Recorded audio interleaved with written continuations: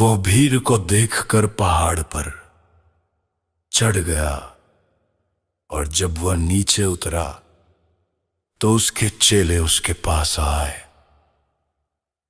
और उसने अपना मुंह खोला और उन्हें उपदेश देते हुए कहा, धन्य है वे जो मन के दीन हैं, क्योंकि स्वर्ग का राज्य उन्हीं का है। धन्य है वे जो शोक करते हैं, क्योंकि उन्हें शांति मिलेगी। धन्य है वे जो नम्र हैं, क्योंकि वे पृथ्वी के अधिकारी होंगे। धन्य है वे जो धार्मिकता के भूखे और प्यासे हैं, क्योंकि वे तृप्त किए जाएंगे। धन्य है वे जो दयालु हैं, क्योंकि उन पर दया की जाएगी। धन्य है वे जिनके मन शुद्ध हैं, क्योंकि वे परमेश्वर को देखेंगे। धन्य है वे जो मेल कराने वाले हैं, क्योंकि वे परमेश्वर की संतान कहलाएंगे।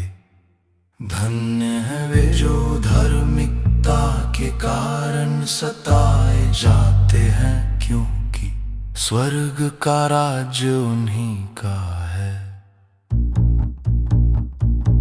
धन्य हो तुम जब लोग मेरे कारण तुम्हारी निंदा करें और सताएं और झूठ बोल बोल कर तुम्हारे विरोध में सब प्रकार की बुरी बातें कहें। आनंदित और मगन होना, क्योंकि स्वर्ग में तुम्हारा फल बड़ा है, क्योंकि उन्होंने भविष्यद्वक्ताओं को भी इसी रीति से सताया था। जो तुमसे पहले थे यीशु के चेले नमक और दुनिया की रोशनी है। तुम पृथ्वी के नमक हो, परंतु यदि नमक का स्वाद बिगड़ जाए तो वो फिर किस वस्तु से स्वादिष्ट किया जाएगा? वो फिर किसी काम का नहीं, केवल इसके कि बाहर फेंका जाए और मनुष्यों के पैरों तले रौंदा जाए। तुम जगत की ज्योति हो। जो नगर पहाड़ पर बसा है वो छिप नहीं सकता, और लोग दिया जलाकर टोकरी के नीचे नहीं, परंतु दीवट पर रखते हैं, तब वो घर के सब लोगों को प्रकाश देता है।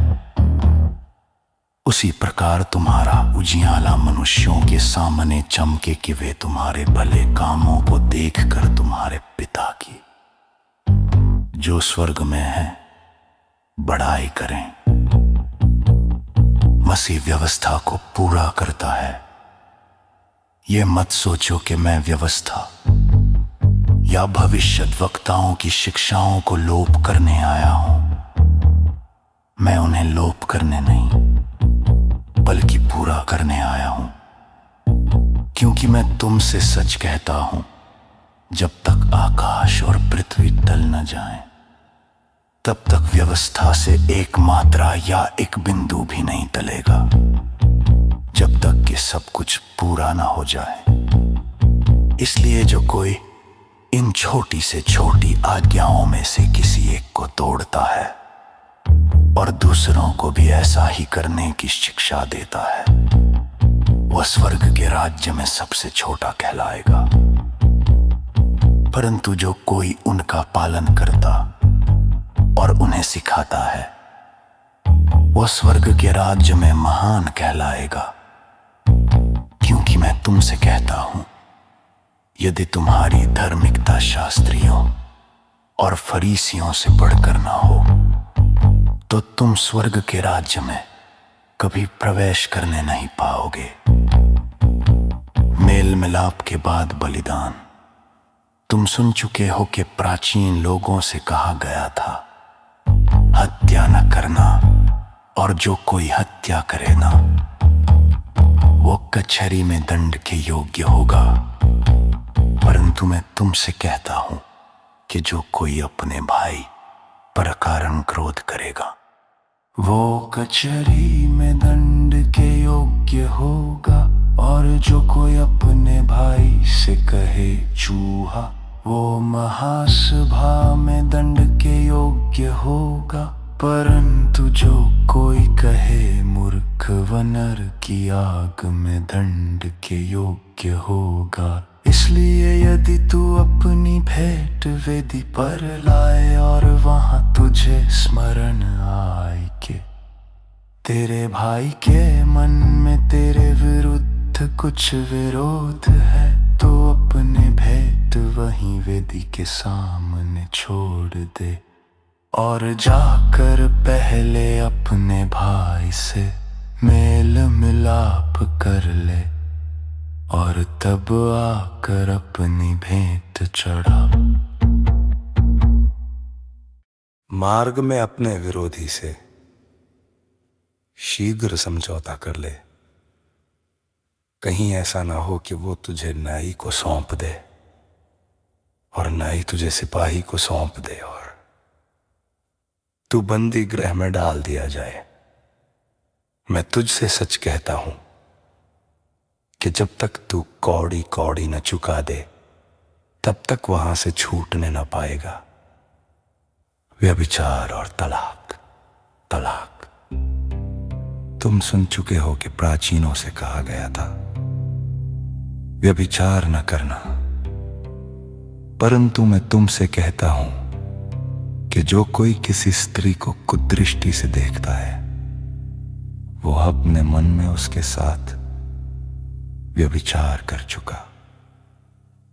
और यदि तेरी दाहिनी आंख तुझे ठोकर खिलाए, तो उसे निकाल कर फेंक दे, क्योंकि तेरे लिए भला है कि तेरे अंगों में से एक नाश हो जाए, परंतु तेरा सारा शरीर नरक में न डाला जाए। और यदि तेरा दाहिना हाथ तुझे ठोकर खिलाए, तो उसे काट कर फेंक दे, क्योंकि तेरे लिए भला है कि तेरे अंगों में से एक नाश हो जाए, परंतु तेरा सारा शरीर नरक में न डाला जाए। ये भी कहा गया है, जो कोई अपनी पत्नी को तलाक दे, वो उसे तलाकनामा दे। लेकिन मैं तुमसे कहता हूं कि जो कोई अपनी पत्नी को व्यभिचार के अलावा किसी और कारण से तलाक देता है, वो उससे व्यभिचार करवाता है। और जो कोई त्यागी हुई स्त्री से शादी करता है, वो व्यभिचार करता है। फिर तुम सुन चुके हो कि पुराने जमाने के लोगों से कहा गया था, झूठी शपथ न खाना, बल्कि प्रभु से की गई अपनी शपथ पूरी करना। लेकिन मैं तुमसे कहता हूं, झूठी शपथ न खाना, ना तो स्वर्ग की, क्योंकि वो परमेश्वर का सिंहासन है, न ही पृथ्वी की, क्योंकि वो उसके चरणों की चौकी है, न ही यरूशलेम की, क्योंकि वो महाराज आधिराज का नगर है, न ही अपने सिर की शपथ खाना, क्योंकि तुम एक बाल को भी सफेद या काला नहीं कर सकते, बल्कि तुम्हारी बात हां हां हो और तुम्हारी नहीं नहीं, क्योंकि जो कुछ इनसे ज्यादा है वो दुष्ट से है। तुम सुन चुके हो कि कहा गया था, आंख के बदले आंख और दांत के बदले दांत।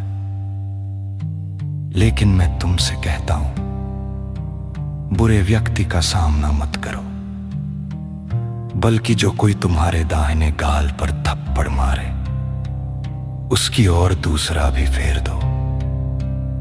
और अगर कोई तुम पर मुकदमा करके तुम्हारा कुर्ता छीनना चाहे, तो उसे अपना लब्बादा भी ले लेने दो।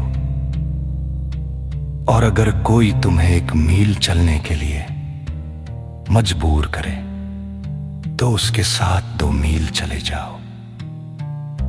जो तुमसे मांगे उसे दो, और जो तुमसे उधार लेना चाहे उससे मुंह मत मोड़ो।